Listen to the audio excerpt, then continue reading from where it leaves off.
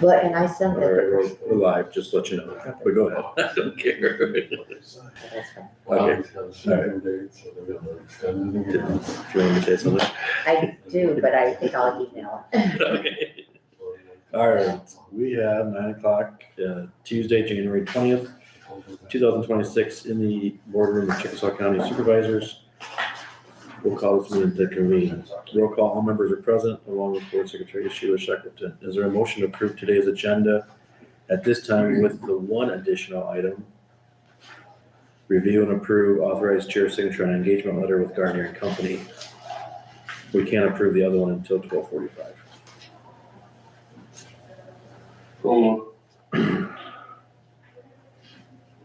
Is there a second? Second. Motion by Travis, second by Steve, to approve the agenda with the one additional item about the engagement letter. Any discussion? If not, all in favor say aye. Aye. Anybody opposed? Motion is carried.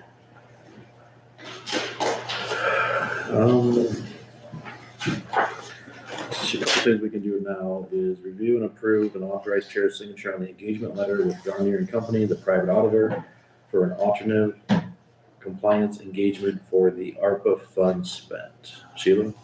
Yes, so, I fill out a form and it comes, and it's called the CEPA, which shows all the departments and the different grants that they receive and who they receive them from. If we should get over $1 million on that, then there is like a single audit. But ours must not have been that big because all we need is a compliance, what is it, a compliance audit that we're doing? Yes. Yep, we're doing an alternative compliance examination.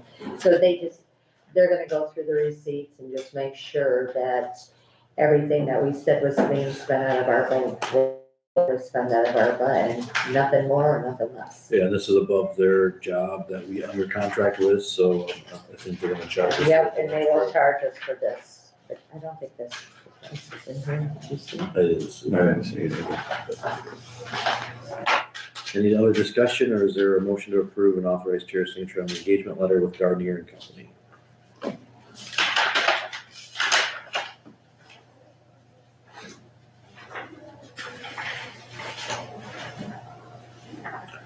So, Is there a second? there. Motion by Scott, second by Travis to approve and authorize chair's signature on the engagement letter with Gardner and Company. Any discussion? If not, all in favor say aye. Aye. Anybody opposed? Motion is carried.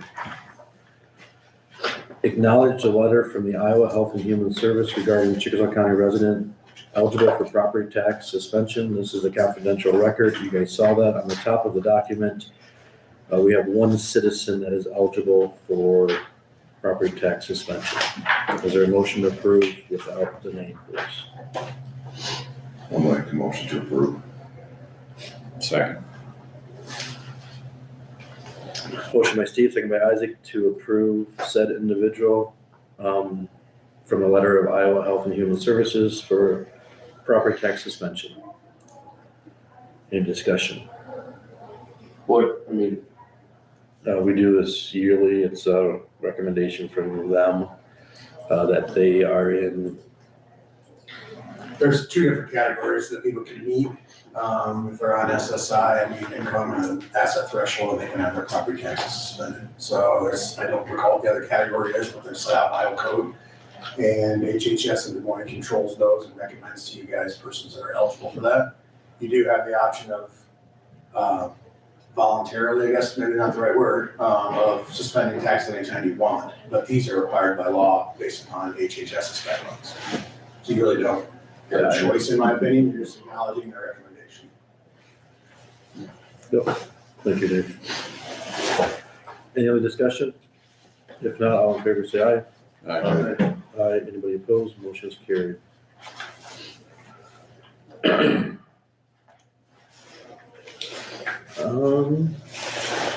I did ask Roman to split his agenda a little bit, so good morning, Roman.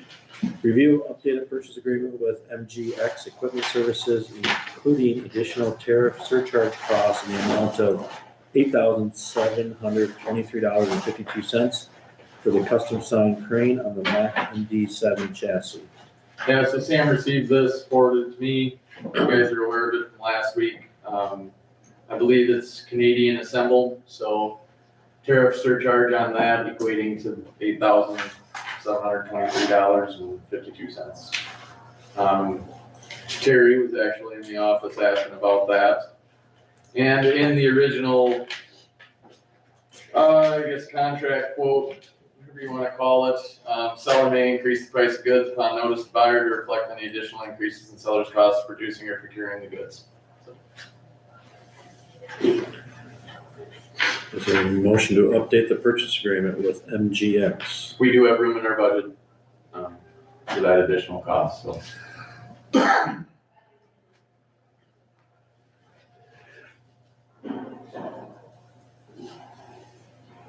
I'll make a motion. Is there a second? Second.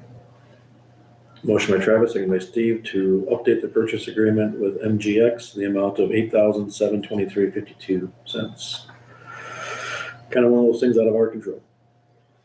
Any other discussion? If not, all in favor, say aye. Aye. Aye, anybody opposed, motion carried. So do you just sign this then, Ron? Department update. So last Friday, the one-ways were out, 5:30 a.m. to 5 p.m. with the snow and ice. Then they did go out again Sunday at 7:30 a.m. Till noon, and that kind of toned down. And I know yesterday everybody was out at 5 a.m.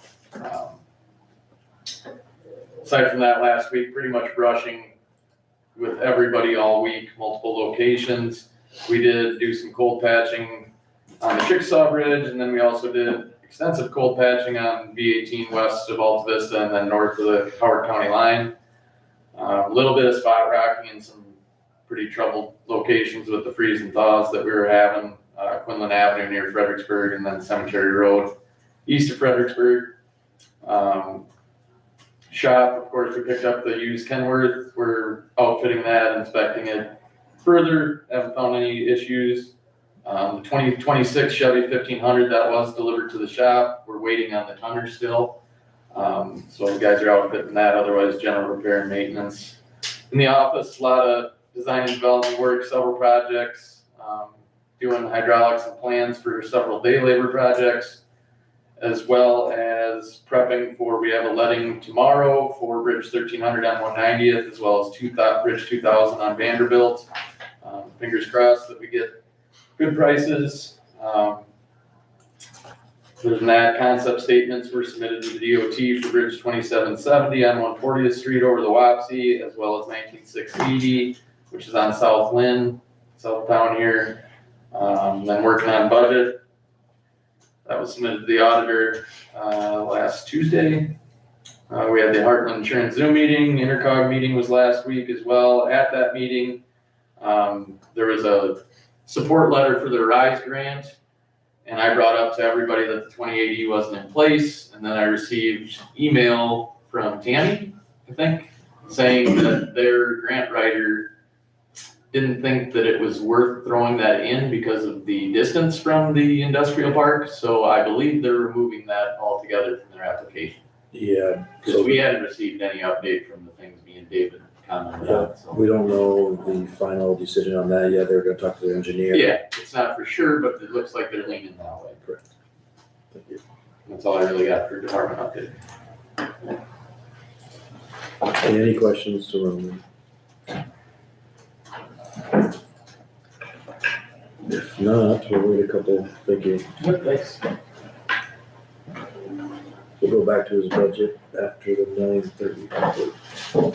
Do we have the VA's budget, Didn't I give that to you? which you know is, Didn't I give you guys one yesterday? I'm looking,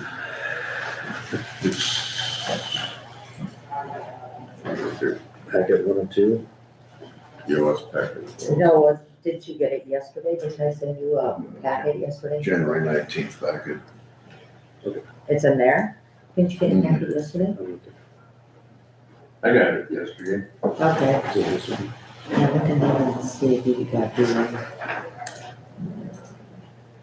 Mm, Right here. Okay, 1 second, Katie. so you should have the packet from yesterday. We're getting confused. I was gonna go lazy and putting the names on it.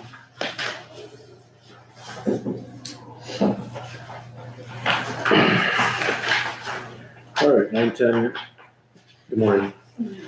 Meet with County Commission of Veterans Affairs Chair Katie King. Can we do the budget update first? Yeah, absolutely. So we met as a commission last Wednesday night. We went through the upcoming budget that we have coming up for 26-27.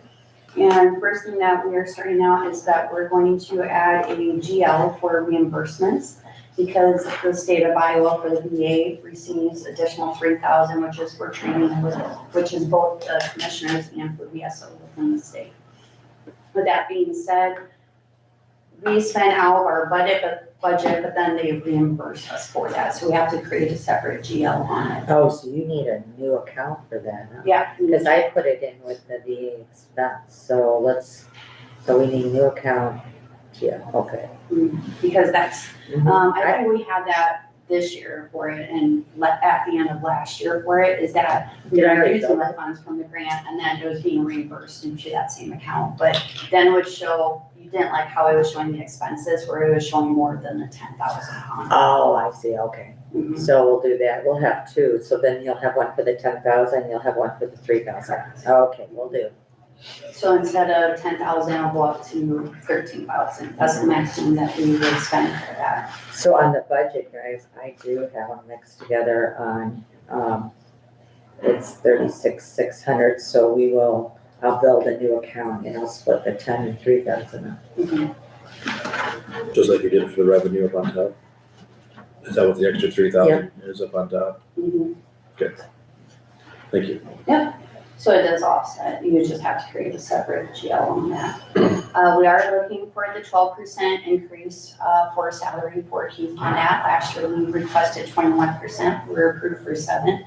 We're going back to where we're trying to get it to the market value where he is supposed to be at. So that's where Keith brought in the attachments that was handed out, showing his work of almost doubling to what it is for the benefits that the VA have for their veterans in the county on it. So we would like to reflect on it. We actually want to go higher. Last year we were requesting $26, but with the 2% increase overall budget, we are being consciously aware for the county. So that would put in at $25.93.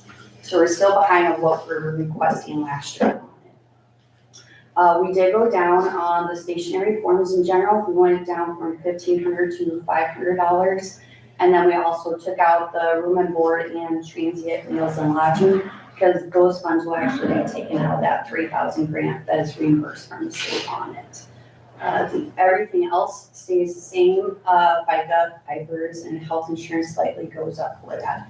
So we are looking at it. So Katie, you said that you took these numbers out because the grant will reimburse them, but don't you have to pay for them first?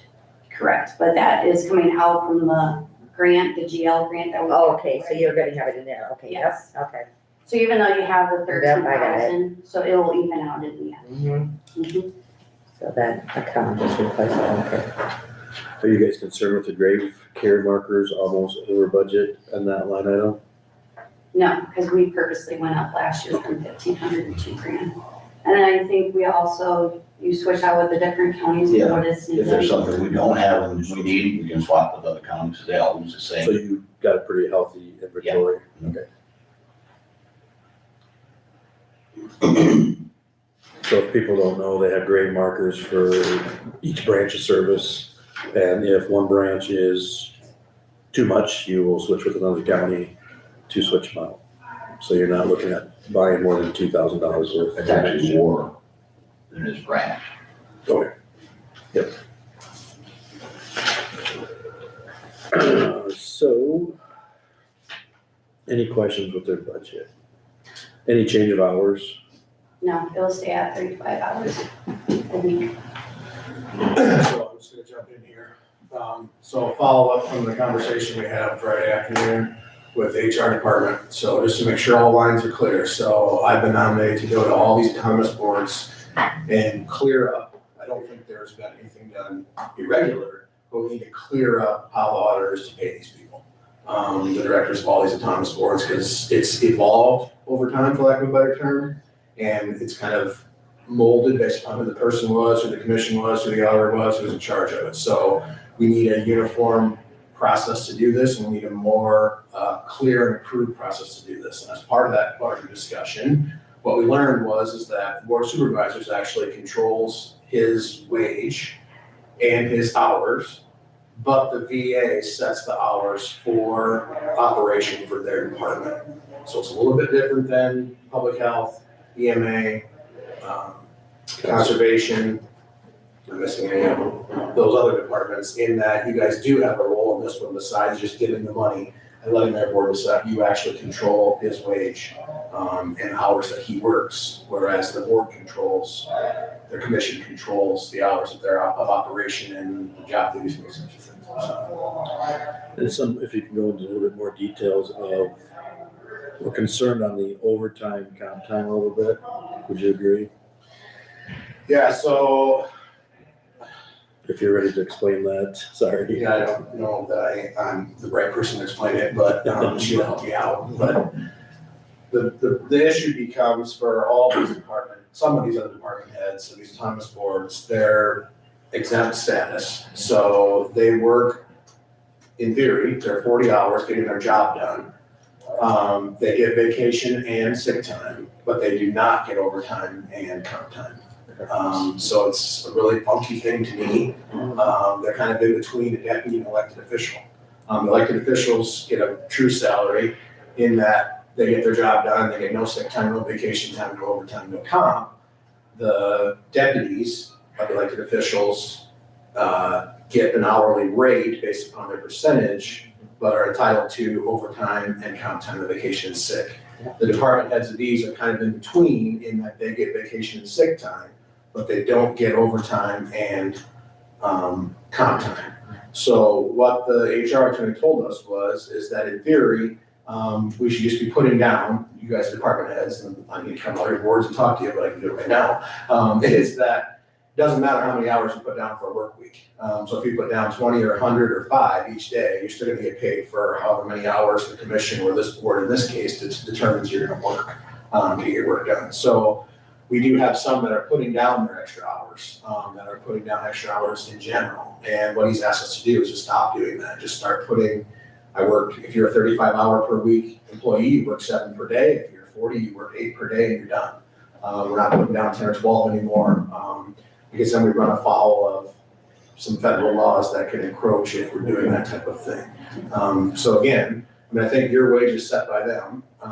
They determine how many hours you're gonna work. So if they decide you're gonna go to 20 hours or 40 hours or 35 or however, they set that wage. But as far as hours of operation for the entity itself, that's up to the commission to determine that.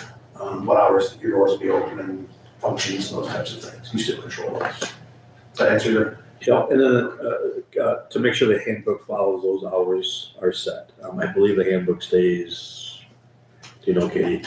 It's so it's 35 hours. Yep. And then right now it is, if it goes up to 40, then it's the additional comp time. That was in the agreement, that was made like 3 years ago for that. When we changed from 20 hours to 35 Yeah, hours. the normal hours are 35. Yes, So what is that?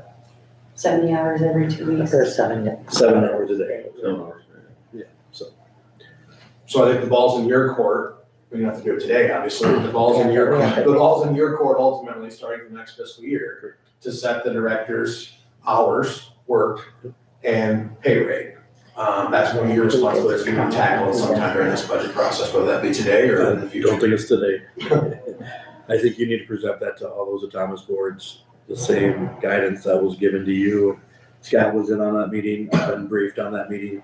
But I think this is the first step to get everybody on the same page. Correct. Yeah, we have some work to do. Correct. So, And that flows from the EMA discussion yesterday. Exactly. Kind of alluded to it yesterday, but we didn't get into the details of it, but yes, same conversation with them, conservation and public health. That's- So, any questions with the presentation of their budget? We got the new suggested hourly rate of Was $25.93, $25.93. correct? Yes. Yep, and we'll take that under advisement, and we'll have some discussions on it, and we'll bring you back if something changes. This spreadsheet though shows, I guess, Keith's other counties, or just ours. just Yep, ours. and throw the green line, that's when I started. That's what that's supposed to show, June of 2022. Perfect. At the end of the year, just got it yesterday. And these are the numbers that you have received for the veterans that they get to use themselves. That's how much money we bring into the county per month is, and as you see on the 2025, the veterans bring into this county for what we're doing for them. How is if anybody has any questions on that, how is the van working out? Great. Good. So far, it looks, we don't want to pay for anything for it, so but occasionally we have to take it up and tire fixed or things like that. That's all paid for by the DAV. You get enough drivers, volunteers to do I'd like more, love more, that? Yeah. but it is what it is. It's just, I mean, Doug Walton just goes out of his way for veterans, which is awesome. You know, and I think he's great. I mean, they're all great, but Yeah. he goes out of his way for them. Office location doing okay, and Yeah. we thank you. We thank you for being there when our custodian can't be there, so I know you do some extra stuff there too, to open up the building and for the other nonprofits, so we appreciate that. We had 86 at the Christmas coffee club, and we averaged about 35 to 30 per every third Wednesday. Yeah, it was pretty full. I was giving a tour that day to another nonprofit, and they were wondering what was going on, so it was, thank you for doing that for the best too, so. Any other questions about the VA commission budget request? Sheila will get those numbers, the GL. Well, the new account, yeah. Will do. Yes, I'd Keith. like to ask, I know one veteran used to do it, but can they have the sand truck go through? I mean, every now and then, because that is slippery. And you know, when you drop one of the veterans out there, they're probably gonna be really pissed. I get it. So we'll have to have that good working relationship with Roman. I know in the past, sometimes secondary roads is not supposed to be doing other county buildings, but the last time they did it for free, they did not charge general basic for that service. So I'll just reach out to Roman and see if they can run the truck through again and see. I mean, he did an extensive job last time. I mean, at least have to go around once, but man, I mean, I slipped and fell. I watched the gal slip and fall. Yeah, You know, yeah, it's a safety issue for the county, and bringing that truck through is a lot easier than Dave Corman out there trying to throw it out by hand. Yeah. So I'll reach out to Roman and see if he can maybe do that again. Any other questions, concerns? All right, thanks guys, appreciate it. Thank you.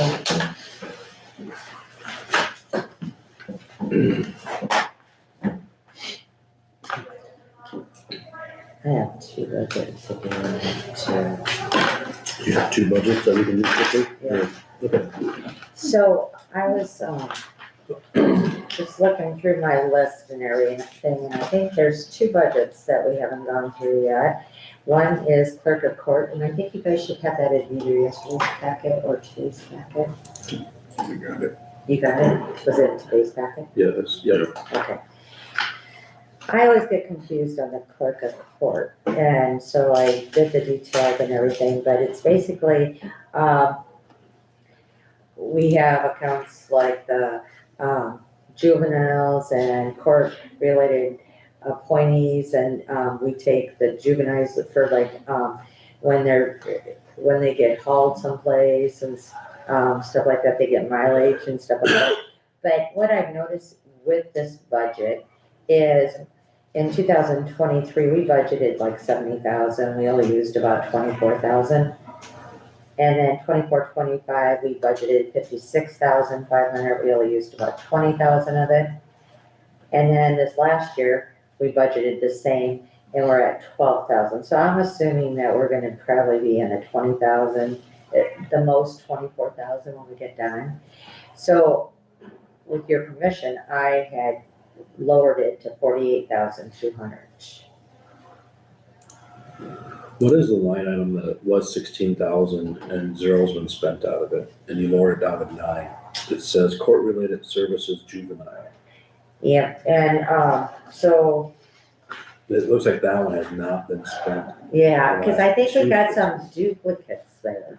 So, and that, that it could go either way in an account, so, yeah, and then like if, like the court-related services for juveniles, so, like the transportations, or official publication for the juveniles, and then we got the court-related juveniles that is down below, it seems like we have a lot of duplications there. So, and we could go through and maybe try to just use a few accounts out of here versus, budgeting for them all. Just, and so I think that's, And potentially we could lower that a little bit more too, well, I was thinking 30,000 maybe. as a but- total. Mhm. But the whole thing is just understanding what's coming out of these accounts and, Do we get anything from Dave on this account? Do you ever submit a claim under this? Yeah. We submit claims in there, the sheriff's office submits claims in Yeah. there. And I have no idea what, I shared Sheila's concern, I would appreciate it if at some point someone had time to go through and make that simpler and less complex, where money's coming from, because I know we use it whenever we have, service of anybody. So for instance, someone gets, their probation revoked and needs to be served by the sheriff, they don't live in this county. We have to pay a neighboring county 30, 50, sometimes $150 to have them serve that paperwork. That's our bill. We would use it, if we open a new juvenile case or move kids from a home to alert, parents that are unknown. And publication, we use that. We just used it last month. We have a juvenile now that's on an ankle monitor. It's $1,000 a month. So, I mean, those are the costs that we're using. I'm not sure where it goes. I signed the claim, I shouldn't say that out loud, but I know there's money in there. But I would appreciate it if we could go through that somehow, and figure out a better way to figure out who's drawing from those accounts. I know the sheriff's office does too. well, maybe the three of us should go through it because when I first came on board, I was told to give this to David. David gave it back to me.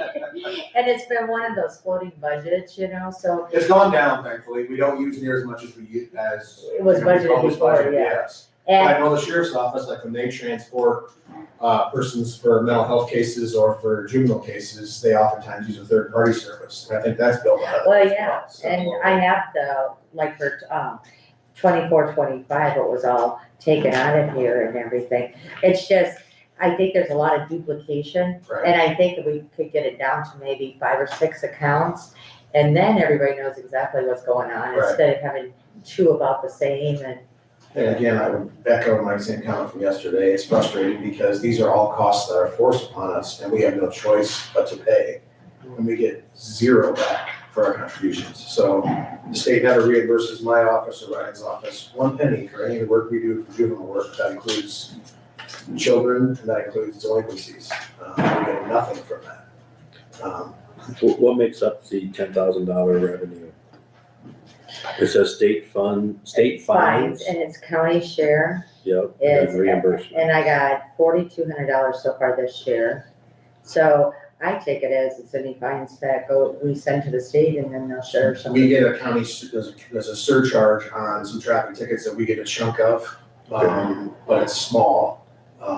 And that's gonna change now because a week ago, last Friday, the Iowa Supreme Court no longer allows us to bill.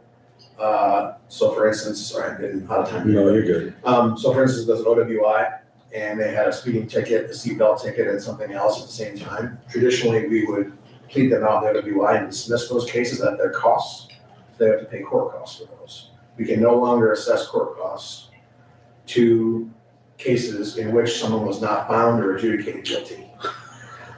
So keep charging all of them. So that's gonna change how we do things. Now, what I'm told from the County Attorney's Association is there's a legislative fix in the works. One of the bills they're gonna supposedly pass is to allow us to do that again. Uh-huh. but it came out during the oral arguments in the Supreme Court this fall, that less than, I think it was 3.5% of all debt assessed in the criminal court system is actually collected each year. So really, it's not as though, throats are getting, cut with money wise, or, funds are being depleted when that small of an amount that's actually assessed upstairs for fines, court costs, attorney's fees is actually being recouped from people. But yeah, that's where that money revenue would come from, is the small chunk we get from criminal cases. So Yeah. What do you guys think about the total expense on this department? so we have 48,200, and last year we spent 20,000, or almost 21,000, but the year before we spent almost 25,000. So I was thinking that we should keep at least 30 in I there. was gonna say 30 also, but what do you guys think, 30? Yeah, 30. So change some to 30? Yeah, but I mean, but definitely I think it needs to be gone through. Yeah, clean up the duplicates. $16,000 from there, you got $96 that's been spent out of that, and that's just one example, there's plenty more. Yeah, I think that there is some, but you know what, there's probably something different about each one of these Well, accounts. And I would say, in defense of Sheila and myself, that unlike our department budgets, I think this one is probably the most susceptible to variance. Because for instance, that charge for the ankle monitor that we didn't know about, there's $2,000 right there. I mean, if we have 3 more juveniles who go on that this spring, Yeah, I mean, that's gonna increase that budget dramatically. I mean, I think this is the budget that's really gonna swing based upon cases and individual cases. can I ask you a question? Since you've been here, have you had a juvenile go on anklet before? Yes. Oh, you have? So we've seen those costs before. Right. I was just wondering It's if been it's, a couple of years, and when I got the bill, it was $1,000, and I asked Michelle, are we supposed to pay this? And then I make calls, and yes, we are. Again, we don't have any control over those things. right, But I think this is the budget that would swing dramatically based upon Right. individual cases that come before us. so do you think 30,000 is appropriate? If We can you- always watch it too for a budget amendment. I wouldn't, we've trimmed it significantly, you and I have in the last Yeah. 2 years since I've been here, 3 Right. years. So I think it's getting down to a number that I'm comfortable with, but I would be nervous to trim it too much further because it could swing back up if we have a major case or some of those things that happen. But 30,000 should be okay. It's never been over 30,000. Yeah, In the last 3. 3 years, yeah. So you're fine with that? yeah. We can always do a budget amendment if we have some issues with Right. that. Okay, Alright. So can I'm sorry. Yep. That's fine. We go back to it. Alright, so we have an appointment here at 9:30 with Iowa State University Extension Outreach, County Youth Coordinator. Good morning. Good morning. I'm Michaela Kine, the County Youth Coordinator, and I came in last year, and I'm kind of going to go over the same stuff. The Chickasaw County Achievement Show is held every year, normally the second week of July at the Big Four Fairgrounds in Nashua.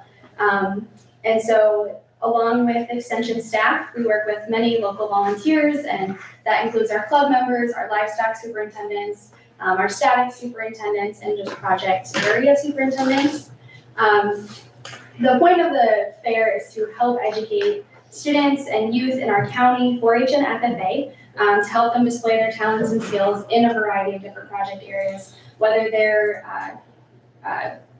passion is with livestock or with the arts and communication. We try to help them demonstrate that each year.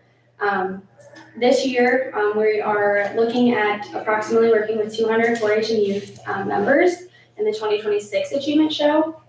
Our numbers have dwindled in the past couple of years. That is a national problem, so we're hoping to build those in the coming years. We are currently asking for $10,000, and I kind of have a breakdown of what that looks like for our proposed budget. Our premiums is our biggest budget. Depending on what ribbon a youth member gets, will determine how much money they get. And again, with having about 200 members that are participating, that gets to be about $2,500 after everything goes through. Ribbons and awards pretty much stay the same for the most part. That's about $900. And then our judges' fees have increased a little bit just because of traveling and limited people being able to judge. The better quality judges we have also helps to benefit our youth members. If you, for a lack of better words, get a crappy judge, that kid isn't getting anything out of that. The stuff that they're getting from that judge isn't like, oh, I don't like this because this is why. But they're able to go more in depth and demonstrate like, hey, next year you can maybe change this, or take a look at this specific thing in your project and you can move forward from that. So that helps us benefit with them. Fair Entry is our digital program that our youth members use to enter their information, whether again it's their livestock or their physical projects, and that is $500. And then overall fair supplies and printing costs, again, $700. It is rising. And then our facilities, garbage and cleaning comes out to be about $900. We pay for most of the things other than some of the facility costs because the Big Four Fair works with us very closely and doesn't make us pay for a lot of things. We are currently working on an MOU draft to potentially work with them so that we can get some of those things a little bit more pinpointed. But again, as the extension office, we cover those costs ourselves. They do not. We bring in our own garbage, and again, we have all the cleaning fees and things like that. And again, this comes out to be about a total of $10,000. That is, of course, always fluctuating from year to year, depending on different things. Again, judges, depending on how much they travel, some of them have dietary restrictions, so we have to find some of those things. But again, that overall benefits our youth members in the county. As I talk about our youth members, I also just wanted to share a Chickasaw County member that was highlighted in the Iowa 4-H Foundation magazine. Brady Eink is from New Hampton here, and I had a 4-H Foundation member reach out to me following a post on Facebook last year after the fair. Brady has been able to participate continuously in his club. He joined 4-H last year. His sister is also in the Little Wapsie Legends with him, and he's able to participate in a lot of different project areas.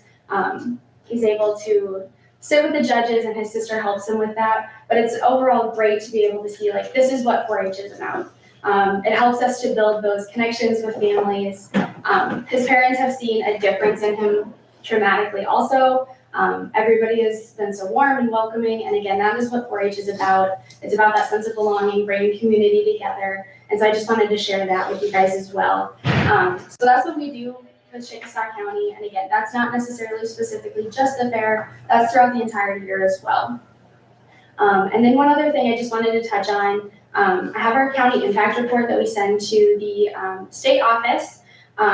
This covers a lot more than just 4-H. This covers our different crops and communities and our financial program that we use in Nashville Plainfield as well. So I'll just leave that with you guys to take a peek over. But that is my proposed budget for you guys, and I'll let you guys pass those out. All right, appreciate it. Any questions? Do you guys know what we gave last year? I think we're done. Yeah, 3,000. 3,000.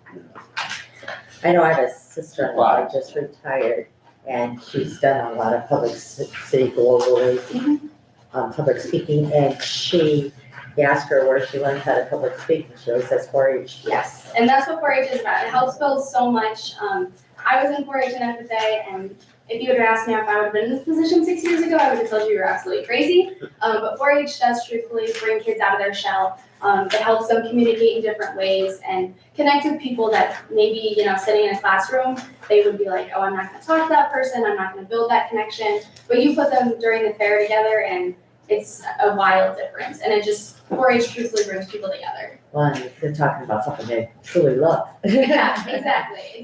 They're able to show their passion in a different manner, so. No, we appreciate what you guys do for the youth of Chickasaw County, so. We will take that under advisement and see what our total budget looks like. Sounds good, thank you. Have a good day.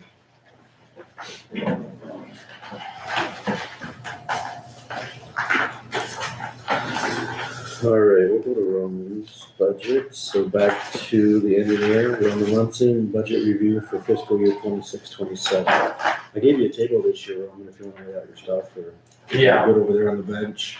We'll see. I'll start with expenses. So for wages, I put $1.50 per hour increase for non-union, including keeping the three foremen $2 less than the super as we did last year. And then myself 4%. see, the total was $29.27 by increasing it to that $1.50 from 4% for everyone. I don't know if you guys have questions. I'm gonna go through my sheet instead of yours, cause I got my notes on mine, so there might be some jumping around for you. Wages basically just went by past years, increased or decreased accordingly or kept roughly the same. Office equipment, furniture, you'll see is increased. That would be due to the fact that we're gonna be moving out into a new office. Gonna need conference table, Renee's, the admin storage, all that stuff, storage cabinets, additional from what we will bring from our office. I guess if you guys have questions, let me know as we go through it. Engineering supplies, I kept it 10,000. We're looking into needing a new GPS head, but we might get a used one. Got some quotes and it might be out of this fiscal year too, but we just don't know what's gonna come up with that. Assistance for educational training. If it works out, bridge inspection training for one or both, that's usually around $2,500 each. With Ben, his 1 year anniversary is tomorrow or Thursday. And Liza's going through her bachelor's degree for civil engineering, so I don't know if timing will work out for the next fiscal year or not, or when the class will be offered. Outside engineering, that got raised significantly, primarily due to we got a GPS resection that is due to keep our datum up to date. That'll be about $15,000. Then the typical bridge inspection ratings from Calvin Burns, as well as Bridge 0690, which is going to be a monster of a bridge. I budgeted $100,000 in on that. Non-standard bridge, very involved. So as in the past on projects like that, we resort to them because it's a special design. Right of way purchase of land, I kept relatively the same at $22,000. We're gonna have the Bridge 2770 project as well as the 19680 project. And possibly B56, there might be a portion there where we cut a hill down. So just estimating off past projects, I put $22,000 in there. That could vary depending on the amount of need. I know with 2770, we shouldn't have to purchase much on the north side since the county owns it. I would assume that's gonna be a $0 or $1 transaction, whatever it may be, hoping, I guess. Maybe not. How much are you thinking, 3? So then wetland mitigation, I put $20,000 in there. As you guys know, that's becoming a bigger thing with the Corps engineers. I figured about $15,000 for 2770 and maybe around $5,000 for 19680. A guy wouldn't think it looking at the bridge just south of the Heritage, but they are considered wetlands in the National Wetland Inventory on U.S. Fish and Wildlife. Just because it's farmed does not mean that it's not a wetland. Continuing on, bridges 320, you'll see that the salary increased on that. The reasoning behind that is we're gonna be doing a 60-foot single span as well as a 50-foot single span with our crews, and also the bridge construction materials increased as well. I'm figuring $120,000 for Bridge 0621 and $145,000 for Bridge 0641. Also in the 320s bridge construction contractor, you're gonna see that $1.923 million. That would be for Bridge 1300, Bridge 2000. Those are contract projects, but we have to pay locally and will be reimbursed by HVP dollars through the DOT. So you will see that equivalent number minus $3,400 on the revenue sheet. That $3,400 would be for a pump truck or belt truck for both of those bridges that we're pouring ourselves. And we may possibly need a crane for one of them with the 60-foot beams. Our excavator, I'm looking into safety wise and capability wise as far as the lay of the land there too. So, and in hand with that increase in construction, I did decrease our bridge maintenance 420 category because our bridge crew will be primarily tied up with construction. Going into culverts, 431, relatively the same, little increase in wages. Just looking again at past years, culvert supplies, I kept relatively the same. It's actually $5,000 less than last year, but I kept it at that level because we actually already signed an agreement with Erman Corp, for a steel tanker car. That would be at Stevens and 130th Street. We've got, I believe, a triple run of CMPs in there right now, frequent overtopping, not the best condition, so we're gonna throw I believe it's 8'7" or 9'7" tanker car in there, dramatically increased flow area. So that'll be one project, another project with our bridge crew, more than likely. And then you keep going down to salary for box culverts and box culvert supplies. That increased dramatically to 60,000 from 10 last year.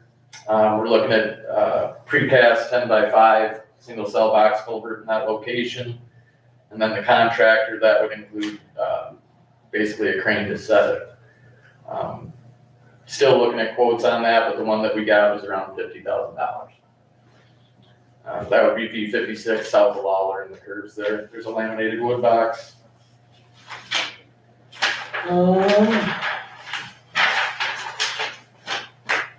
See, small town road use tax, Senate File 451, those are just based off projections from the Service Bureau. Again, typically, as long as I've been here, we've distributed that back to the cities so they can take care of their streets. We're not obliged to do it, but, or required, but that's how we've done it in the years past. If you guys think different, we're gonna break some cities' hearts, I guess. It's about $54,800 that we distribute back to them to help them maintain their portion. Contract rock, so every other year, it seems like we put more down than the previous. Every other year, it's a heavier tonnage, and we are in a heavier tonnage year. We're looking at about 114,000 tons of contract rock this year, and then 15,000 that we're gonna haul on our own. That number may vary. Plus add $200,000 of spot rock, 100,000 spring, 100,000 fall that we haul ourselves. I deducted from the total, I'm proposing that we contribute $200,000 from the infrastructure fund instead of the typical 100,000. So that brings that total up, and again, if we decide, if we're just going with 100 or 0 from infrastructure, that we'd either have to reduce the rock or it would be absorbed in secondary roads budget, which even as it stands now, we're still about $100,000 more than last year. On that line item, let's say if you only spent 1.6 million so far, We still have spot rock to do, and spring? and some of our hauling ourselves out of that 15,000 ton, because we did the same this year, or we're doing the same. When you go out for bids though, or quotes, whatever you're gonna do, is there a tonnage you're looking for? For the actual quote? Yeah. Yeah, I have that in here. I'm just asking, you're gonna try to do more in-house than Yes. contract. So right now, the contract total would be that 113,670, and then an additional 15,000 ton hauled by ourselves, which would get us to 128,670. And then if you want to add in the $200,000 in spot rock, that tonnage would vary based on where we get it. But, My point is we're not pulling back on rock. not right now. Correct. I guess for comparison, let's see. Last year was 101,000, or 25 was 101,860, but again, 15,000 hauled by us. The year prior was 127,000. That was 24. 23 was 116,000. 2022 was 128,000. So like I said, it varies. Whereas this year we'll be at that 128, 129, not including the spot rock. I So think we made some pretty good gains on our roads, and I don't wanna go backwards. I don't either. Someday, if you guys are really appetizing or interested in it, perhaps a TIF project, we can lay a lot of rock down on our roads. Or possibly do some other base treatments as well. That's something that I've been thinking about. If we do get hey, we need to spend some money for TIF, that'd always be a great idea to do it. whether it's in the whole Hampton School District or just spot pick roads. Let's see, you mentioned the culvert, again, wages, for the most part, anything, if you see a very increase, there's a proportionate decrease in another item. Road clearing was one, that increased primarily because the board no longer contributes to road clearing due to, last year giving 100% of our max asking for RSP. Shouldering increased a little bit, just talking with Tyler. Mowing a little bit, now that we're gonna be full staff, hopefully, again. There was a period there where we were shorthanded and it was either do we blade while we're blading or do we mow? So this year we got a little bit behind on mowing, so hopefully we'll be back next year as far as what we consider adequate.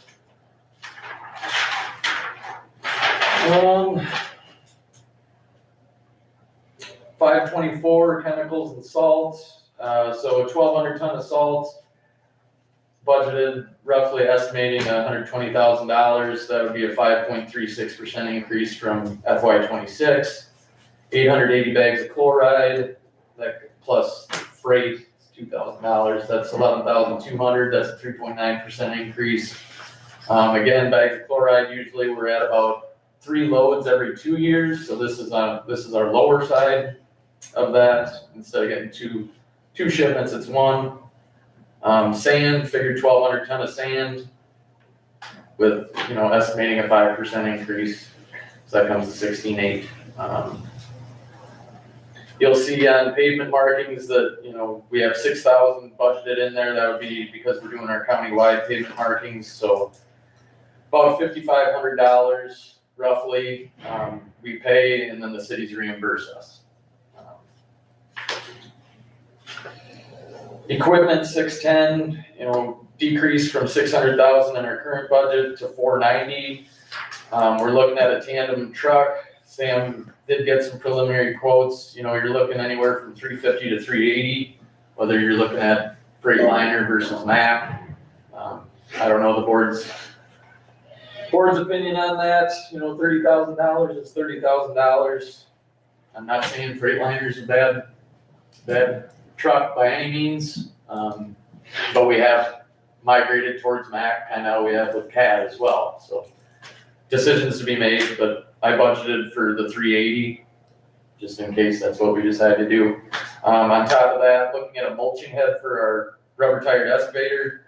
I think it'd be a great addition to our brushing operations. Looking at also the Iowa roadside vegetation or living roadway trust grant, whether myself or conservation applies for it, we could get $15,000 for that. And then looking at I have 3/4 ton, but I believe it's a tonner truck. So we have a truck to haul all the skid loaders. We would probably, or no, it is 3/4, sorry. That would replace one of the foreman's trucks that's getting well over 100,000, and we kick that down into the fleet, and then we would auction off one that's ready to be auctioned off. Not sure on the belly dump too, we're still looking for this current fiscal year as there's room in our budget. So right now I just have it at 490. That does not include a belly dump in next year's budget. Hoping to get one this current year, we can get hauling with it. When was the last new grader we had? 3 years ago? When's the next one due? Probably in the next 1 or 2 fiscal years. That was my first question to Sam. He said we're sitting pretty good on that, but we're more needing of a tandem. Can you explain with the sheet you have on the screen, you still have like 530,000 of new equipment line items to spend? Sign truck that you just approved will be 248. Truck was just delivered this past week. That'll be roughly 50 if you want the exact number. No, you're fine. The tonner truck, that is a little over 50. So there's 350,000 right there. Then we will pay the 35.5 for the used semi. And if we find a belly dump for 40,000, 50,000 new or find a used one, No, thank you. On projects, just a question that I had, on B-22, since we're using TIF dollars, hopefully, is there a project in mind to use farm to market or whatever on something else? You just Saving up. saving up. Yep. So that would require, well, first we'd have to have a project ready, which we don't right now. Because we were gonna use farm to market dollars for this, and as I said, when we were doing the TIF stuff, that by establishing the urban renewal plan in the city of New Hampton, or New Hampton School District, we can maybe shuffle project outside of it to use farm to market dollars. So, right now, B-56 would be our next one that utilizes any, and we got a grant for that for about 1.81 million. That'll be a concrete overlay, letting about this time next year. So some farm to market will come out of that. We're debating doing a countywide culvert lining project. We have several pavements that some of the joints on the culverts are getting deteriorated, exposed. Lining it's not cheap, but digging it all up and replacing it isn't either. So we might do a countywide farm to market funded culvert lining. So that might, like how you said, new project to come in now that we're tipping it, that's one that got brought up, because I think by doing it, in bulk, we're gonna get a way better price than just spot treating these things. So Ben and Liza, they went out, looked at a bunch of them, we got a pretty extensive list, gonna refine it, generate some plans. Of course, that would be approved in the 5-year plan too, so. Thanks. I guess I noted some changes that I thought were worth discussing. I did have that property insurance. I put $28,000 since the board was generous enough to have secondary roads pay that moving forward. So that is in there, just so you guys are aware. I believe it was 27 and some change the current year. Computer maintenance agreements, you'll see the current fiscal year and FY27 that's increased to 18,000 from 3,500 in FY25, primarily due to the ABL, the dynamic tracking that we have on our equipment now. Any movement on the city of Fredericksburg on their shop? They don't want to, well, I know they don't want to be part of roofing it. I have not heard anything in regards to the county. I know we talked, David, if you remember any better than I do, about us retaining our portion if they were to sell it. Correct. Because that brings me to one thing in 825s.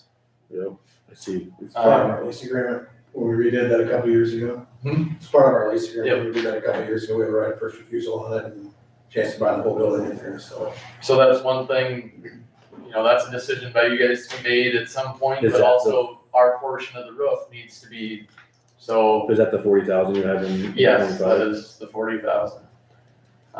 Sam, I think talked with, I can't remember the contractor, but he figured around 40,000, otherwise a reseal would be around 20. I don't know which. Just our portion though. Yes. I mean, do we need to think about that sooner than later? Is our side leaking? Yeah, I can tell. It needs new insulation. So I guess we have to decide if the option is to purchase or fix our side and then eat the cost if they sell it and we sell out. Where would we go though? Yeah, I don't know. Exactly. Lawler or New Hampton? I know, there's no room in Lawler for the one piece of equipment we have in it, so. Exactly. Could we move? If you bought it and then you move Lawler to there, but still, you're talking distance now. It's, I would assume that the 6 out shops were chosen decades ago for a reason, so. I agree. I'm not But not saying the options aren't out there, because I would say the Lawler shop is probably in the worst condition for out shops. You're looking at what, 8 miles for Fredericksburg? 7? Yeah. And that route goes north. Do you also have any room to grow in Saudi? I don't know. probably enough for a 2-stall. So I guess that could be an option, either way, north or south, but I guess what's your feeling, board, on repairing, taking care of the Fredericksburg shop? That's under lease currently, but there could be a potential buying. I'm not talking for or against I haven't heard Fredericksburg. any new news. Yeah, that's what I'm saying. A year ago or whatever it was. But do we want to take care of our side in the next fiscal year? Remember, we have to leave infrastructure there for the future people of Chickasaw County, so. Well, I mean, put 40,000 of a building, we don't own, and look at if we do have to purchase it, to me, it would probably be smarter to look at building a new building somewhere between Fredericksburg and Lowell. Good point. Because there's landlocked in Waller, right? I mean, there's really not much. You got the sewer there, Purchase ground. could. I'm just, We try to do that for the tower too, remember, in the day. Any other discussion on, between buildings on that east side of Chickasaw County? I mean, do we want to take care of our side on the lease building? and I can reach out to them again to see what the status of it is, but Travis, you know on the anything? same token. I haven't heard nothing. On the same token, they did mention that someone was interested in buying it and allowing us to maintain our lease. So, but that could easily be, never mind. Or 5-year max or whatever the terms The will be. lease, I have to double check, but I believe the lease allows us to take all of our building material out. Yeah. If it's terminated, now that doesn't really help you with it. The whole building, but the it's saying addition we are was, allowed, I think, if I remember correctly, to pull We out built- a chunk of it out. we built the addition, Yeah. so I mean, I don't know what Because we said it's right longer, now. right? It's Yeah. longer than the city Yep. side. yeah, they extended it further north so the maintainer would fit in. So even if you, resealed it, you still have to put insulation in there. Yeah, I would. Is utilities broke off that we pay our own utilities? So we're losing value there every single cold day. Any other discussion on the rented Fredericksburg shop? Steve or Isaac, I hate to keep throwing money at good, but Just think for that part of the county, I think if we move everything to Lawler, it's way too far for maintainers to run effectively. I agree. I guess if you could reach out to the city of Fredericksburg and see if there's any movement and. Yep. Before we spend good money on a roof, that's not ours. We should probably pull the lease and make sure we're on the same page. Correct. It's been a couple of years since we did that. Yep. The only other thing in, as far as buildings and grounds would be seeing, 820 added 55,000. I guess last year it was 0, the years prior it has some amounts in it, but that was prior to us making the 825 items. If you see that, so 55,000, our portion of the building is 41,885. I added some fluff for change orders, the cubic yard excavation part of the contract that isn't part of that, which shouldn't amount to anything with you, but, that's where that 55 comes from. 820 is the main shop. 820 would be the engineer's office. So 820 is, capital project expenditures, whereas 825 is maintenance project. And let's see so the budget is kind of deceptive with the HVP money, so I usually take that out because it's basically trade money for money. It's not part of our budget in essence. From FY '25, we actually decreased the expense budget by $20,000. Or no, more than that. Almost $200,000, sorry.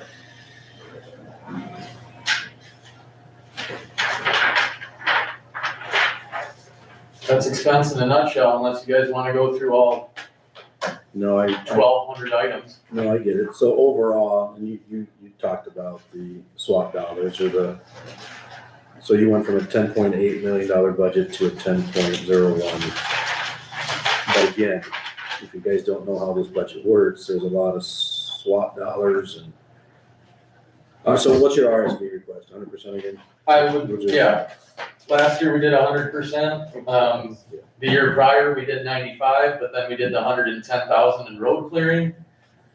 We reduced that 110 to basically not exceed the 100%, so 2 years in a row, it's basically been 100%. Like you spoke about rock, like I'm telling you guys with the bridge projects that we're doing with our crews.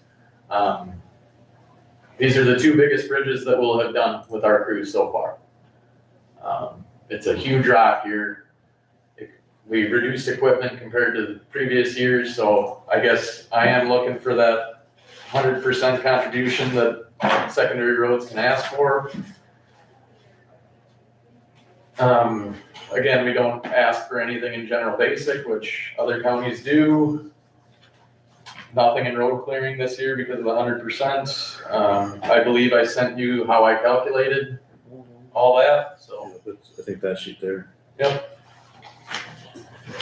I don't know if you need to go through revenues. Any questions on the RSB request of 100% will equal to roughly 2.3 million from RSB. So he takes the rural evaluation at that 776 mil, divide by 1,000 times the max of $3.38, which is equal to $2.331 million. Just remind everybody that's watching, that's barely what he puts on for rock. Other funds that come in, local option sales tax, 50%. We control that 40%. And then he gets farm to market.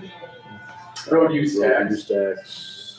Transfer jurisdiction dollars, farm market extension dollars, that's transfer jurisdiction, so. So, yeah. I guess I could go through the local option sales tax, years ago, it was $300,000 that we budgeted. Well, it's pretty clear that we get historically more than $300,000. So last year I upped it to $400,000 in revenue. I actually upped it to $450 this year to try to be more accurate, but that's as close as I want to cut it. 2022, we had 504,000, 23, 500,000, 24, 523, 25, 519, and we're currently at 270 through December. So on track for 540, but you never know, the months fluctuate if you look at it. And I heard the statement give us the option of raising that local option to 0.5 cent. So it could help if they put that in their tax reform bill. Why not? But it'd have to go to voter approval and. Yep. They want to give local control back to the county, which means local control if we want to raise our sales tax. Yeah. There's a potential law change. Oh, and as I should mention, in the expenses from the 0035 account, the infrastructure fund, which is your guys' portion of local option sales tax, $100,000 for culverts, and I put $200,000 for rock. Typically it was 100 and 100. If you look at, which I sent you guys that as well, currently the actual, as of, let's see, what did I have? As of 1/13, the balance in the infrastructure fund was $401,095.73. We still have to pay for culverts for FY26.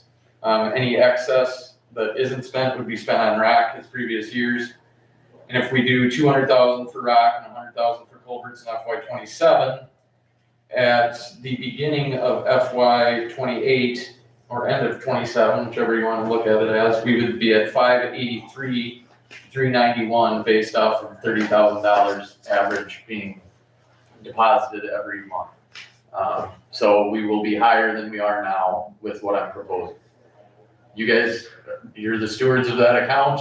We've done bridges, we've done extra rock, we've done Loan to cities. We've done loans to cities, we've done, paving projects, we've done all sorts of things with it. I think it's great that we have it in place, but I'm just wanting to show you guys where that would be with what I'm proposing, which I think is in a pretty good spot. And that's what the people of the rural part of the county voted for many years ago, was infrastructure fund, so. So yeah, 450,000 is shown for revenue on local option sales tax, 2 secondary roads. Road use taxes, I got $4,217,928. That is from a spreadsheet distributed by the County Engineers Service Bureau, as is the road use tax at Senate File 451 of $50,052. That would be the small cities transfer jurisdiction dollars. Bridge replacement, again, you'll see that 1.92 million there, as I talked about before. Reimbursement from cities, $5,500, that would be for the pavement markings coming up next year. Fuel tax refunds, I just put in $10,000. Historically, it's been about 14. I wasn't gonna get worked up over $4,000 of revenue that I'm not sure, because we were only at 3,500 through the auditor's sheet, which I think was before December, I believe, these numbers. Yeah. Trip permits, put $20,000 in there, we're already at 18,000 for this year. Just not sure with the migration to the all systems permits, where those are at. We still get plenty of single trip and oversized loads, things of that nature. Driveway permits, put in 5,000 again. Accident report fees, I put in 500, because that's, hopefully, I wish it'd be zero, because that meant that we have no accidents, but typically we see a few every year that, as you guys know, we turn in that request for reimbursement sheet.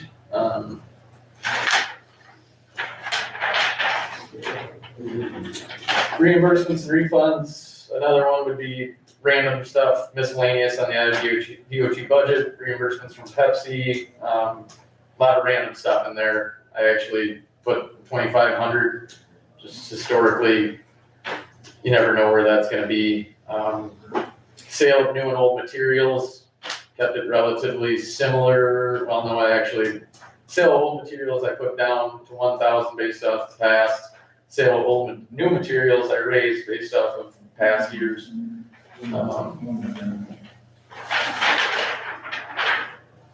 That's pretty much revenue. Did you revisit your health insurance for each person?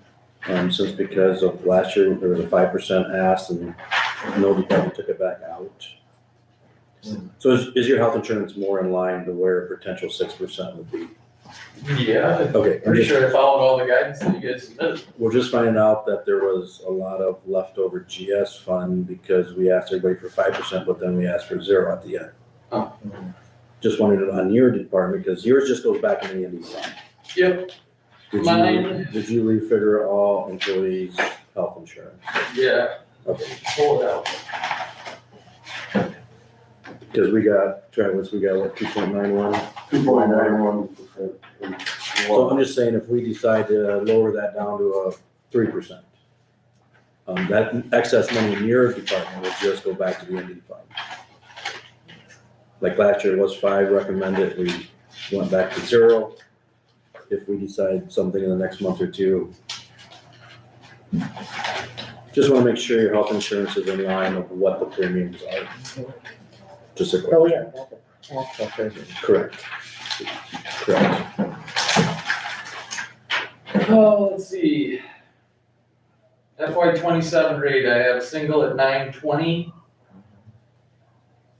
Yep, I think that's. what- Family, I have 1690 for the county, 563 for the employee. Perfect.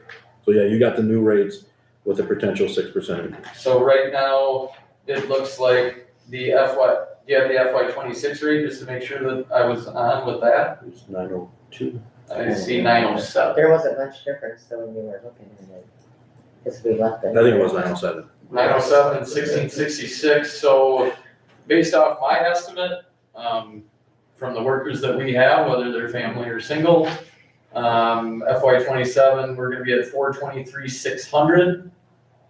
Whereas FY 26 was 417,600, so a $6,000 difference. Just because the 5% was left in. Yep, that makes sense. I think your numbers are right. Just wanted to let the board know, explain what happened in some of those GS funds because of the 5% left in. I guess that covers revenue and expenses. I guess I sent you guys wage comparisons for all the non-union positions. As you can see, a lot of them, I gave you comparisons of everybody that submitted a value on the Service Bureau. So take it all, gave you the populations, gave you the rank statewide of who submitted, and then I gave you a rank based on population, 10 counties above us and 10 counties below us. The lowest ranked ones would be myself and Liza, around 17 out of 21 and 20 out of 21. So I guess that's where I put the 4% for myself as was guided. That isn't gonna probably bring me up in the ranking at all. I'm not gonna, I guess I'm more after the $1.50 for my employees that I feel they very much so deserve. I'm happy working in the county. I'm fine with my wage until I start talking to some of the other people that are maybe making more money and wondering what they do, but, I guess if you look through that ranking, I feel that the $1.50, when it equates to $2,900 difference in the grand scheme of things for everybody, I think the $1.50 is worth it. So just a recap then, we control the foreman, you and your assistants and your office. Office admin. Yep. So you put a 4% for you and a $1.50 for the rest? Correct. And then aside from the 3 foremen that are under the super, I kept them at that $2. It comes out to like a I'd have to look, it was like basically 4%. It might be 4.1 or 4.13. I like that because it maintains them at a level below their superior, but also above the mechanics. I don't know what union negotiations are gonna yield next fall, but they are coming. We gotta vote first to recertify. Yeah, if they're coming or when they're coming. Do you guys understand the wage? I think that's a big topic countywide, so. And just to be clear too, Liza is going through getting her bachelor's degree. It will take a little bit of time. She's incurring significant costs to her personal expense at her choice. I know that, but she's been doing an amazing job. And when she gets her degree and her license, I will find it hard to think that she's gonna stay here without a good pay bump. And I think she's a valuable asset to the county.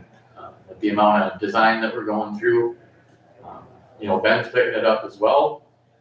And I'm grateful to have him. I guess I'm just looking towards the future. At some point, she gets her degree and license, she's gonna be able to go, and we're gonna lose a very valuable person, so.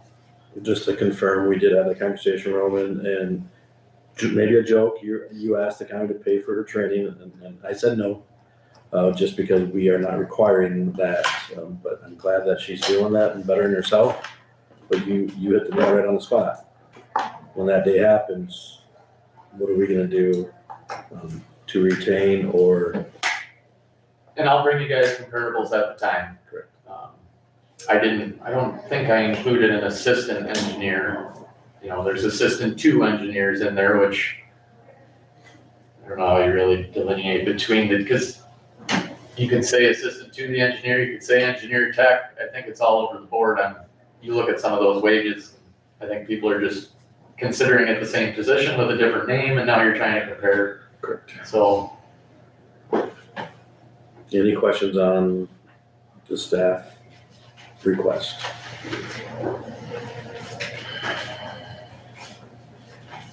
Any questions on the budget, expense, equipment?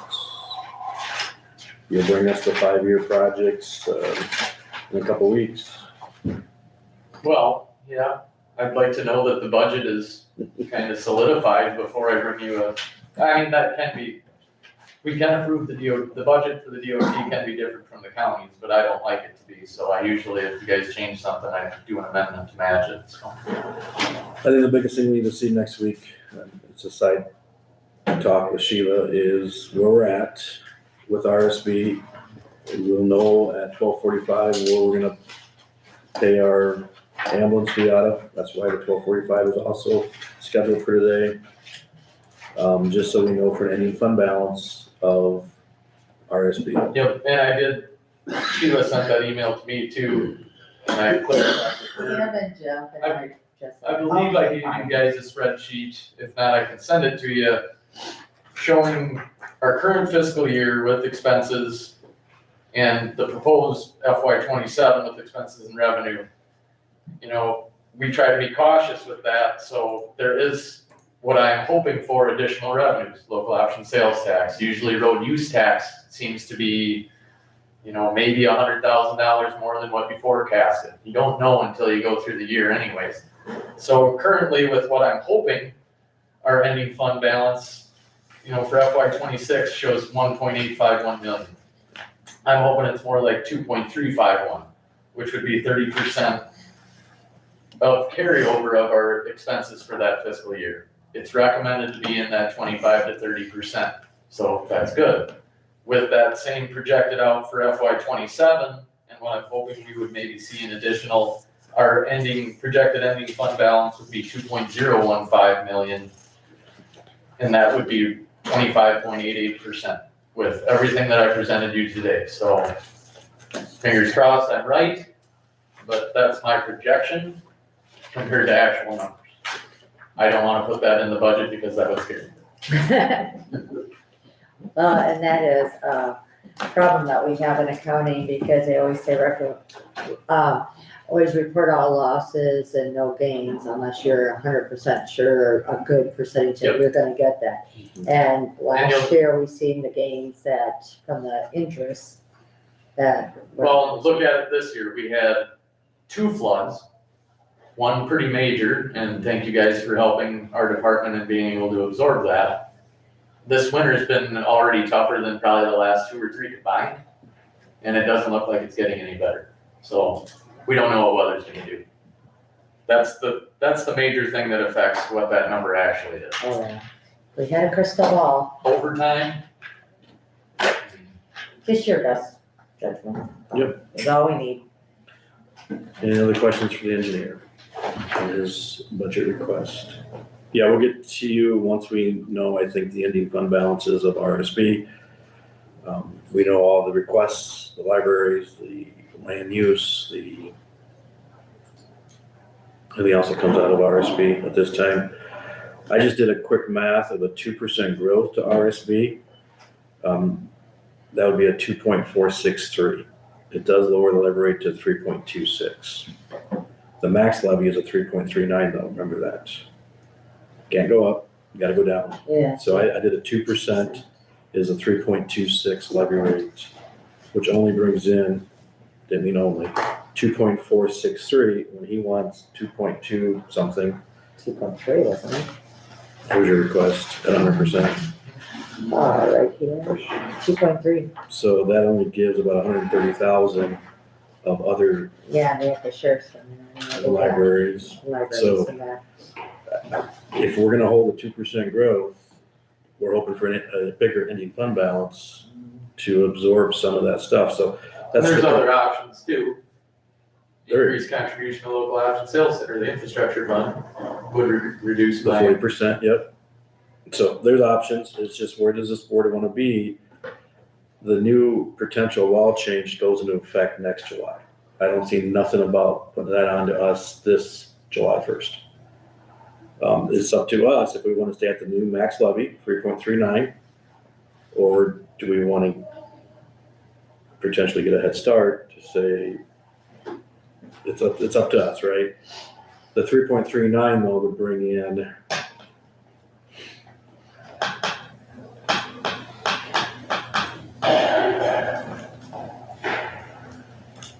$2.56, so an extra $100,000. But that'll be everybody's RSB values at their tax slips would be going up, which is a 5.36 revenue growth. So, a lot of decisions to be made yet on levy rates. Anything else for Roman though? If not, thank you. Thanks, Herman. You got a couple more? I got one more budget for you guys, and then I promise I'll leave you alone until next week. Oh, actually, 2. I had talked to, David about his, 45, and he told me to budget the most, you know, is it the attorney forfeiture? Forfeiture fund. Yeah, yeah. Okay. So I Do a think there was little like 2,300 in there, there hasn't been anything budgeted out of there. Yeah, but you need to do more though because of interest Well, collections. yeah, but it's up for like a few dollars, so, but Just it's- one- I'm just telling you that he Yep, gave me yep, yep, permission perfect. to do that. Okay. Civil Service Commission, did you guys get that one in your email?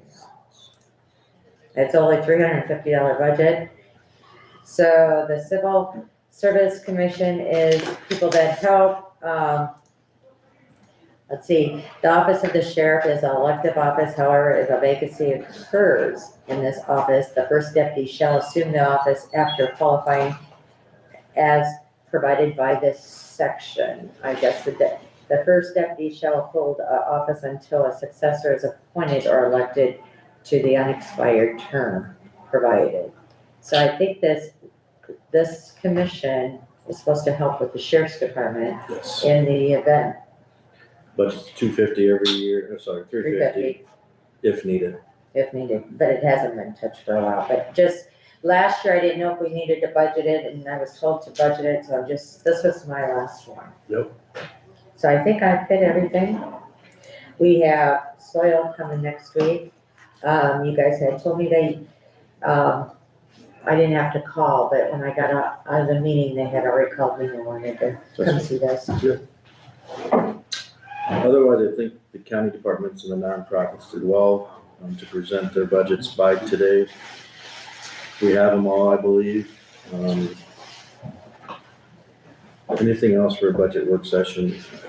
Just give time to the auditor to compile, and she just sent an email out this morning. You guys all got that for Indian fund balances. This is the best guesstimate of where they think they're gonna be at. They have the right to spend every penny of it. But if they can give some guidance back to where they're at, if they're gonna get anything back. We do have to stay in session. We'll take a recess though for the 12:45. My error was made yesterday with one sticky note I had in front of me. That was only the county share. We need to re-vote on the quarter payment request from the cities. Sheila's gonna work on exactly what it is off of her spreadsheets. So by 12:30, you might be getting an email to show the exact full payment, a half payment, and a quarter payment. Like I said, I apologize, I was going off of what the county share would be only, not the full payment. 12:45, it was as soon as we could get it time stamped and sent out to you guys for the 24-hour notice. Yeah, it was Just the time way, stamped. I think I talked to me, I don't think it falls in the budget work session because it's technically next year's budget, Yeah, not this year's budget, number one, and number two, you actually took a vote on it. So if you're gonna go back and fix it, readjust it, however you decide to do it. I think the numbers were far enough apart they were. that I it did. made more sense to recalculate it and Yep, make sure we're all on the same page. I did visit with Dave to see what we could do, and we're gonna obey the law of 12:45 posting, so So we're gonna resume at 12:45. if there's nothing else on budget work session today, and is there anything on future agenda items? Got one little soil and water presentation. Engineer has some stuff. There might be a change order on the panel upgrade to the courthouse. Found out yesterday that, I'll just say what's out there, and this is facts, that one of the contractors notified the state inspector. The state inspector came back to see if we could actually put the panel guts into the existing panel in the basement, and he said, no, can't do that. So now we need to put a gutter in to capture all conduits, and then put a connector between the gutter and the brand new panel. He won't allow us to cut the panel just because that room is open to maintenance and county staff, fire drill or tornado drill. So we gotta do it the right way. So there's me and Scott will work on a change order. Submit it to all said contractors that there was a change required by the state inspector. It might need a board vote next week though, just so people that are watching it online or on the website, that they are bidding exactly the same as the ones we gave the bid to. It was an oversight of some Iowa law, national code, that we can't use an existing panel board when it's exposed to the public. So I met with Chuck this morning at 8:30. I will update Scott and try to draft some kind of change order, just so we have the same people bidding the exact same work. So kind of an oversight of some of us, so trying to fix it. Otherwise, for future agenda, that's all I have. Like I said, we will not adjourn. We will stay in session, but we'll take a recess here at 10:30. You guys want a motion, or I can declare a recess at 10:30 here and resume at 12:45. Okay with that? I will declare recess until 12:45. I do know some of you will be calling in, so that's available. Otherwise, this will be open. Who do you want? You can call my cell phone, if that's okay. Yeah, I'll be here in person. Okay. I'll be here also. I'll speak to her.